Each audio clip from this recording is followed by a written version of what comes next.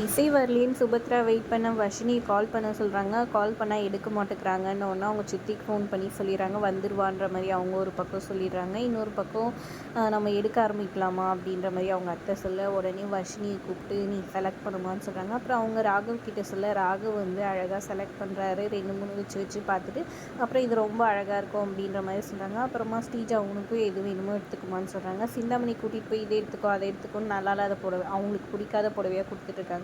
ஆனால் அது எதுவுமே ஸ்ரீஜா எடுக்க மாட்டேங்கிறாங்க. அவங்க ஒரு 2 3 எடுத்துகிட்டு போகிறாங்க. நீ போய் நான் கட்டி பார்த்துட்டு வரேன்னு சொல்லிட்டு ஸ்ரீஜா போகிறாங்க. உடனே வந்துட்டு நீயும் கட்டி காமி ராகவுக்கு, அவன் ரொம்ப சந்தோஷப்படுவான்ட்டு அவங்க மாமனார் சொல்ல, உடனே வர்ஷினி ட்ரெஸ்ஸிங் ரூமை நோக்கி போகிறாங்க.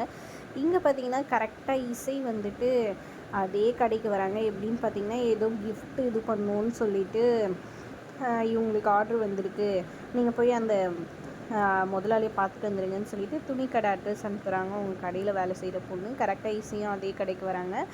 இங்கே எந்த கலர் உனக்கு பிடிச்சிருக்குண்ணா அப்படின்னு சொல்லி கேட்க, ஸ்ரீஜா செலக்ட் பண்ணி வச்சுருந்த புடவையில் அவங்க தங்கச்சி கேட்குறாங்க. உடனே விஷால் ஒரு கலர் புடவை சொல்கிறாரு. அதே கலர் புடவையோடு வந்துட்டு நிற்கிறாங்க நம்ம இசையே. அதை பார்த்தோன்னே ஷாக் ஆகிறாங்க. பார்த்தியா நீ சொன்ன கலரில் அம்மா பார்த்த பொண்ணு வந்து நிற்கிறாங்க அப்படின்னு சொல்லிட்டு. ஆனால் ஸ்ரீஜா வந்துட்டு ஏதோ நல்லா இல்லாத புடவையை ஒன்று கட்டிட்டு வந்து நிற்கிறாங்க. எனக்கு இந்த கலரும் பிடிக்கும்னு விஷால் வந்துட்டு நைஸாக மாற்றி சொல்லிட்டுருக்கிறாரு. இசை போயிட்டு முதலாளிக்கிட்ட பேசிட்டு வராங்க. அப்போது ஒருத்தர் வந்துட்டு பானுமதி கிட்ட ஃபோனில் பேசிகிட்டு இருக்கான். நீங்கள் சொன்ன மாதிரி ரூமில் எல்லாம் செட் பண்ணியாச்சு மேடம், அந்த பொண்ணு வந்து ட்ரெஸ்ஸிங் ரூமுக்கு அதாவது தொட்ட உடனே வந்துட்டு இதுவாகிடும் அப்படின்ற மாதிரி சொல்கிறாங்க. அதை கேட்டோடனே இசை ஷாக் ஆகிடுறாங்க. ஒருவேளை வர்ஷினிக்கு ஏதாவது பண்ணியிருப்பாங்களோன்னு பயந்து போயிடுறாங்க. உடனே டக்குன்னு அங்கே இருக்க கிட்ட மெயின் சுவிட்ச் எங்கே இருக்குதுன்னு கேட்டு அந்த மெயின் சுவிட்சை போயிட்டு ஆஃப் பண்ணிடுறாங்க. வர்ஷினி கரெக்டாக வரும்போது வந்துட்டு மெயின் கரண்ட் ஆஃப் ஆகிடுது. அப்புறம் அவங்க போயிட்டு ட்ரெஸ் எல்லாம் சேஞ்ச் பண்ணிட்டு வந்து ராகவ் கிட்ட காமிக்கிறாங்க. அழகாக இருக்குன்ற மாதிரி சந்தோஷப்பட்டுருக்காங்க.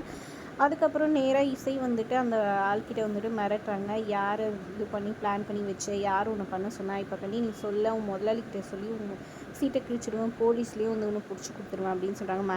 வேணாம் பானுமதின்றவங்க தான் இதை செய்ய சொன்னாங்கன்னு உடனே ஷாக் ஆகி போயிடறாங்க. இப்படி செய்கிறிய உனக்கெல்லாம் அசிங்கமாக இல்லையா, அந்த பொண்ணு உயிருக்கு ஏதாவது ஆபத்தாயிடுச்சுன்னா என்ன பண்ணுவேன் அப்படின்னு கோவப்பட்டு திட்டி விட்டுறாங்க.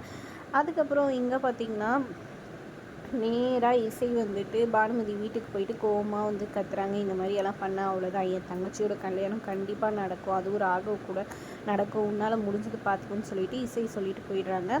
அதுக்கப்புறம் நேராக வந்துட்டு நம்ம விஷாலுக்கு தப்பான பேர் வந்து அதான் சொல்லப்படுற அன்னைக்கு வந்துட்டு அவங்க ஃப்ரெண்டோட பர்த்டேக்குன்னு தான் விஷாலும் இவங்களும் போயிருந்தாங்க. அதனால் நம்ம ஸ்ரீஜாவும் அவங்க ஃப்ரெண்டு வீட்டில் போய் கேட்கலான்னு சொல்லிட்டு இசை அங்கே போகிறாங்க.